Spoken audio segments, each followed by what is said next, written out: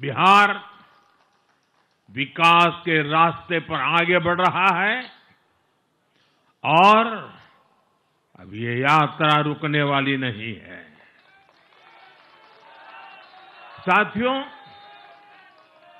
आज के ये परिणाम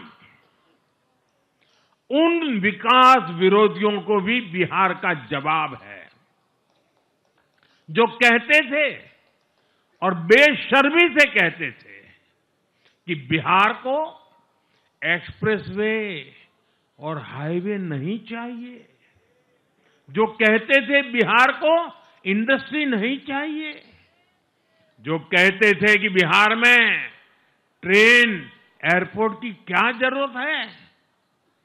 आज के ये परिणाम वंशवाद की राजनीति के खिलाफ विकासवाद की राजनीति को दिया जनादेश है।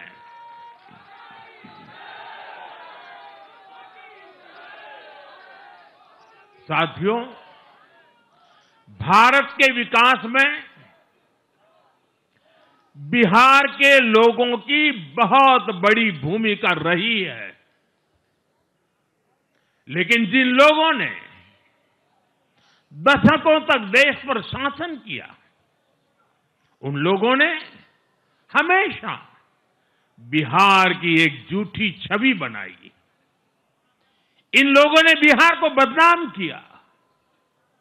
इन लोगों ने न बिहार के गौरवशाली अतीत का सम्मान किया, न बिहार की परंपरा और संस्कृति का आदर किया, और न यहां के लोगों की इज्जत की। आप खुद सोचिए, जो लोग छठ पूजा को ड्रामा कह सकते हैं, वो बिहार की परंपरा का कितना सम्मान करते होंगे।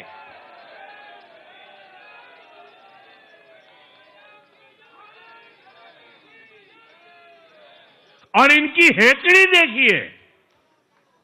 साथियों, छठी मैया से कांग्रेस आरजेडी ने आज तक माफी नहीं मांगी, और बिहार के लोग ये कभी नहीं भूलेंगे। साथियों, बिहार की आन बान शान, ये हमारी प्राथमिकता है।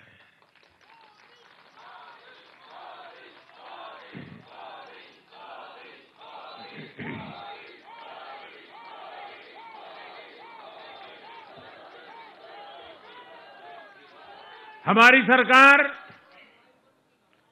छठ को यूनेस्को की हेरिटेज लिस्ट में शामिल करने का प्रयास कर रही है।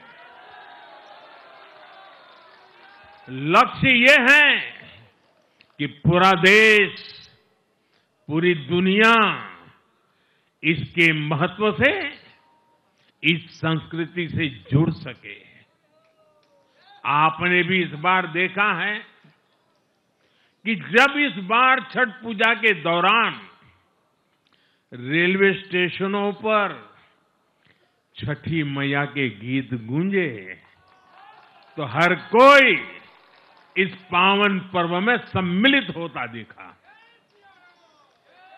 साथियों, पिछले वर्ष देश के लोगों ने लगातार तीसरी बार एनडीए को अपना जनादेश दिया था।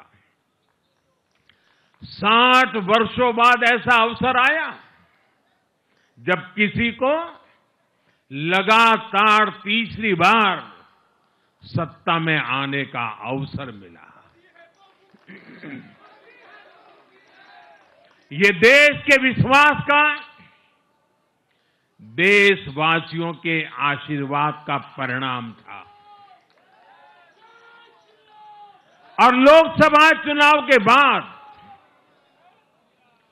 देश के कई राज्यों में भी हमें विधानसभा चुनावों में प्रचंड बहुमत के साथ जीत मिली। जिस हरियाणा की धरती ने जय जवान जय किसान की भावना को आगे बढ़ाया, उस हरियाणा ने हमें लगातार तीसरी बार सेवा का अवसर दिया है। छत्रपति शिवाजी महाराज, बाबा साहब आंबेडकर और वीर सावरकर की पुण्यभूमि महाराष्ट्र में हमें प्रचंड जीत मिली। लगातार तीसरी बार महाराष्ट्र ने हमें विजयी बनाया। हम 25 वर्षों के बाद देश की राजधानी में बहुमत से जीते और आज बिहार में जहां इतनी बड़ी जनसंख्या ग्रामीण हिस्सों में बसती है, हम वहां इतनी बड़ी संख्या में जीत कर आए हैं। साथियों, देश के हर हिस्से में, हर परंपरा में लोग एनडीए को एक विश्वास और उम्मीद के साथ देख रहे हैं। देश के महानगरों से देश के ग्रामीण इलाकों तक, देश के फाइनेंशियल सेंटर से टियर 2 और टियर 3 शहरों तक, देश की नारी शक्ति से देश के फर्स्ट टाइम वोटर्स तक, हर वर्ग, हर जाति, हर समुदाय, हर क्षेत्र ने एनडीए को अपना विश्वास, अपना आशीर्वाद दिया है और लगातार अपना आशीर्वाद दे रहे हैं।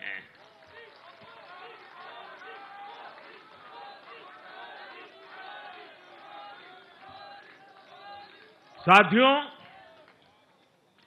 भाजपा की एनडीए की सरकारों को 20-20 साल बाद भी अगर जनता फिर से चुन रही है तो ये देश में pro people, pro governance, pro development राजनीति की स्थापना है। ये भारत की राजनीति का नया आधार है और इसी pro people, pro governance, pro development आधार पर चलते हुए हम बिहार को विकसित बनाएंगे, देश को विकसित बनाएंगे। साथियों, जिस पार्टी ने दशकों तक देश पर राज किया, उस पर देश की जनता का विश्वास लगातार घट रहा है। कांग्रेस देश के अनेक राज्यों में सालों से सत्ता से बाहर है।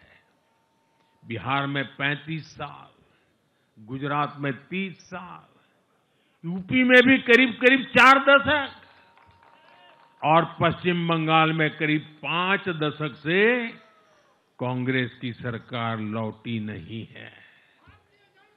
साथियों, पिछले 3 लोकसभा चुनावों में कांग्रेस 3 अंकों की संख्या तक पहुंच नहीं पाई है। 2024 के लोकसभा चुनाव के बाद, मैं 24 के बाद की बात कर रहा हूं,